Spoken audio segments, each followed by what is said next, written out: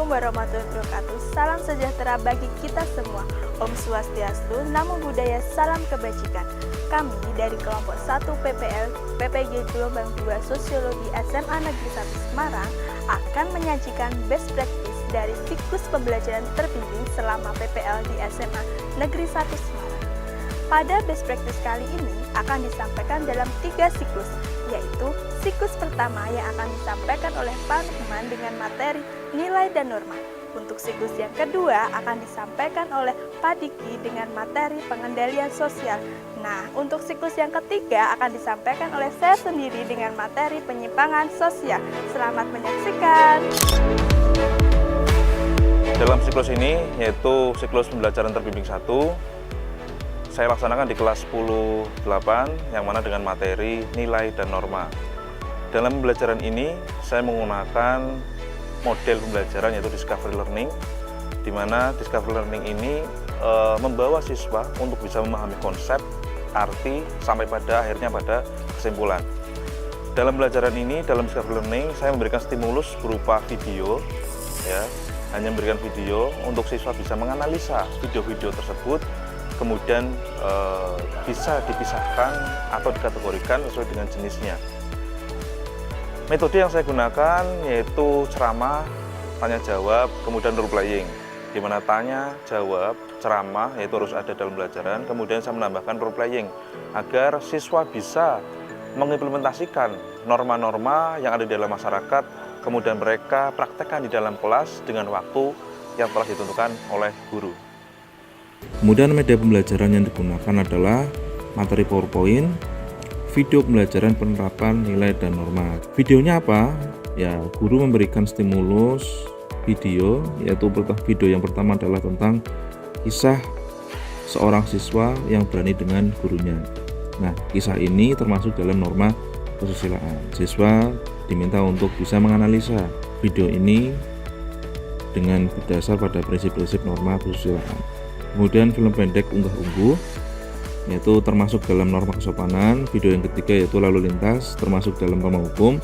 Video yang keempat yaitu jimpitan, termasuk dalam norma kebiasaan.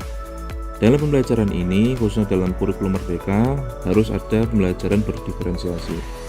Apa diferensiasi yang terjadi atau yang dilaksanakan dalam kelas? Diferensiasi yang saya laksanakan dalam kelas yaitu diferensiasi konten.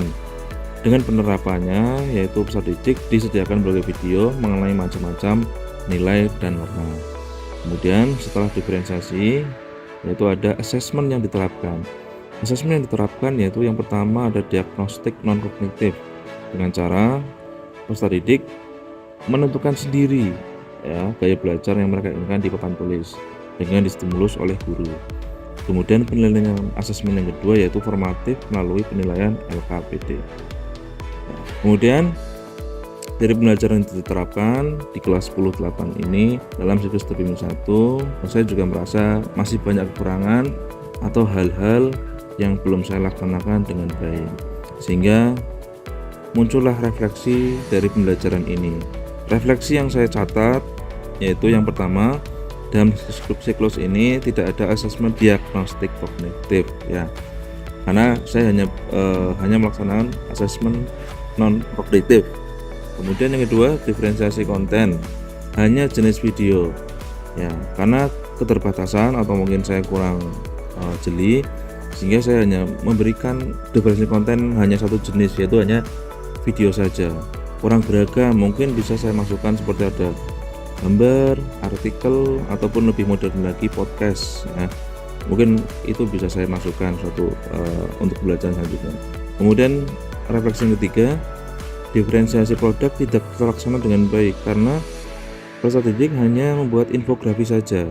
Ketika guru memberikan keleluasaan untuk siswa membuat produk-produk yang mereka inginkan, namun ternyata diferensiasinya hanya diferensi produknya hanya infografi saja, sehingga guru merasa ini menjadi sebuah pembelajaran yang kurang karena diferensiasinya tidak belajar dengan baik.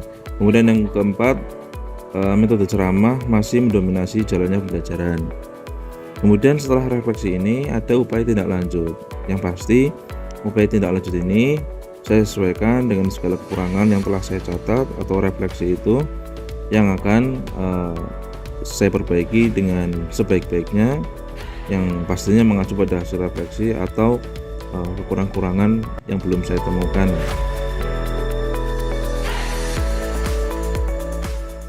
Pada pembelajaran terbimbing siklus 2 di kelas 10.5 dengan materi pengendalian sosial, saya menggunakan model problem based learning dengan metode yang digunakan yaitu diskusi, ceramah, dan tanya jawab. Diferensiasi pembelajaran yang digunakan dalam pembelajaran dalam siklus ini di kelas 10.5, saya menggunakan diferensiasi konten, di mana saya menyediakan beberapa konten yang berbeda untuk didiskusikan kepada setiap kelompok. Nah, guru menyediakan beberapa jenis konten yaitu artikel, video, dan juga gambar.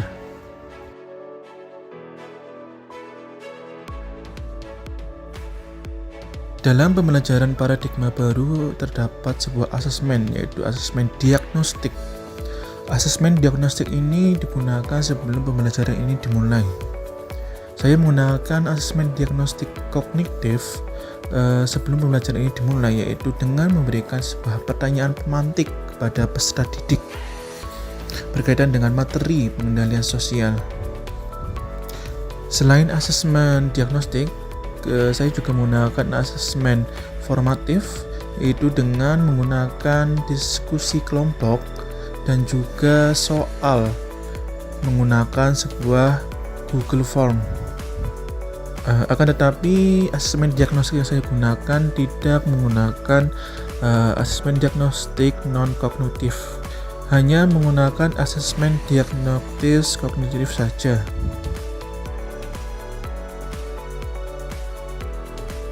Pada siklus pembelajaran yang ketiga menggunakan materi penyimpangan sosial yang akan dilaksanakan oleh 36 peserta didik di kelas 10.1. Materi penyimpangan sosial menggunakan model pembelajaran problem based learning karena menyesuaikan dengan materi yaitu penyimpangan sosial dengan beragam fenomena-fenomena sosial. Metode pembelajaran yang digunakan yaitu diskusi kelompok. Namun sebelum H-1 pembelajaran, guru mengirimkan Google Form yang berisi pemilihan minat pada media pembelajaran oleh peserta didik. Hampir 36 peserta didik dari kelas 10.1 mengisi sehingga guru dapat mengelompokkan atau mengorganisasi dari peserta didik menyesuaikan dengan minat mereka pada media pembelajaran. Pada pembelajaran problem based learning, guru menyampaikan tujuan pembelajaran berupa peserta didik diharapkan mampu menyajikan hasil analisis dari dampak fenomena penyimpangan sosial yang mereka lihat. Kemudian, peserta didik diajak untuk menanggapi sebuah pertanyaan yang nampak dari slide soal LCD sebagai pertanyaan pemantik yang mengarahkan pada peserta didik untuk memahami materi yang akan disampaikan. Peserta didik akan menuliskan jawaban pada webmenti.com sebagai bentuk asesmen diagnostik kognitif. Kegiatan penyampaian materi akan dilakukan secara ceramah yang masih dilakukan dengan bantuan slideshow presentasi dari presi.com sebagai bentuk pemanfaatan teknologi baru dalam pembelajaran. Guru juga menyampaikan bahwa dalam mencapai tujuan pembelajaran, khususnya materi penyimpangan sosial, peserta didik ini akan belajar secara berkelompok melalui kegiatan diskusi dan presentasi. Peserta didik memperoleh link Google Drive yang berisi materi bahan ajar serta konten penugasan dari setiap kelompok. Karena dalam satu kelas akan terdapat kelompok yang berisi 3 hingga 4 siswa dengan menyesuaikan gaya belajar mereka. Guru juga akan menyampaikan mengenai rules pengerjaan hingga pengorganisasian kelompok tersebut. Kemudian, peserta didik memperoleh lembar kerja peserta didik secara fisik untuk menuangkan hasil diskusinya sebagai bentuk asesmen formatif. Dalam hal ini, bimbingan guru dalam proses penugasan atau diskusi juga akan dilakukan agar peserta didik akan memperoleh fasilitas mengenai sumber pembelajaran yang juga bisa berasal dari pemikiran guru. Konten penugasan ini menunjang seluruh gaya belajar dari peserta didik sehingga memudahkan proses pembelajaran. Setelah proses berdiskusi, peserta didik ini diberikan kesempatan untuk mempresentasikan secara bergantian dari setiap diferensiasi konten yang ada. Kegiatan diskusi dan presentasi ini sebagai bentuk perwujudan perilaku bergotong royong dan menumbuhkan penalaran kritis yang sesuai dengan profil pelajar Pancasila. Peserta didik akan memberikan dan memperoleh refleksi antar teman sejawat mengenai penampilan presentasinya, baik secara isi maupun teknik penyampaian. Hal tersebut sebagai tujuan pendidikan kita, pendidikan Indonesia, berupa pembentukan manusia yang mandiri, yaitu dapat menyelesaikan masalahnya secara sendiri. Di akhir pembelajaran, guru menyampaikan secara singkat mengenai permintaan pembuatan produk bersifat digital sebagai pemahaman bermakna atau hasil kegiatan pembelajaran yang telah dilakukan.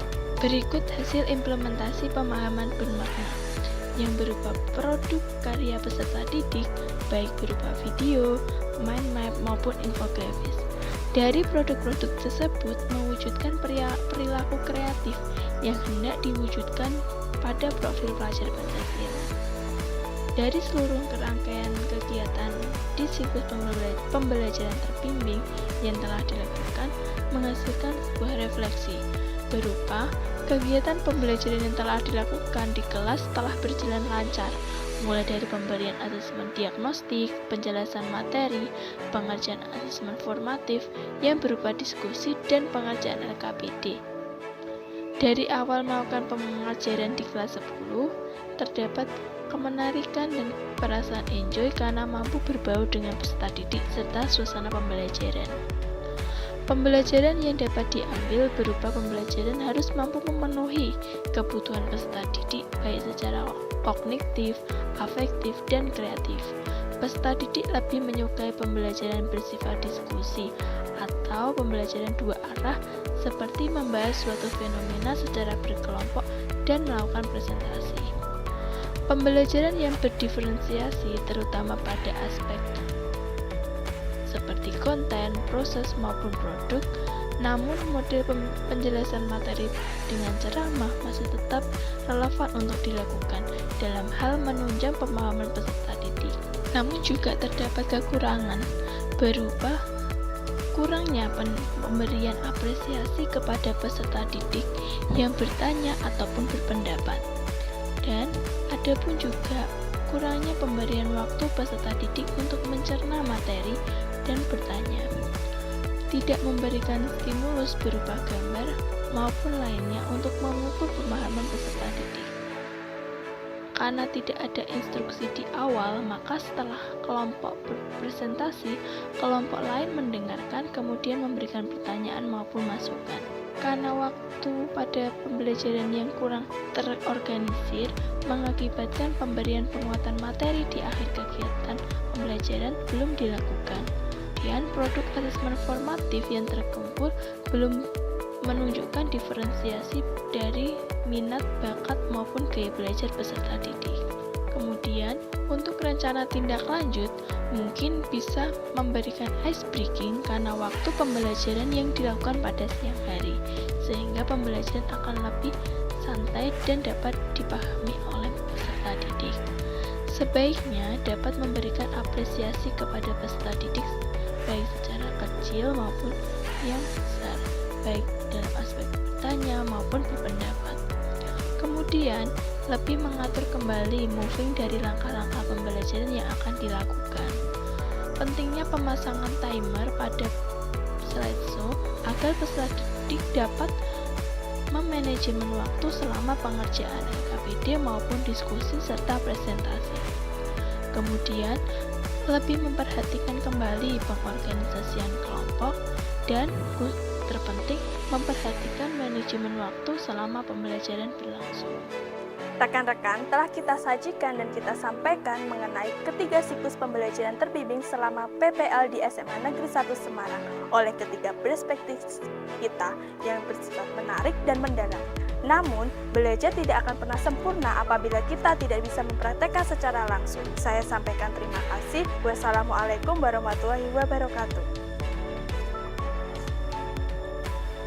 Sampai jumpa, salam Merdeka belajar.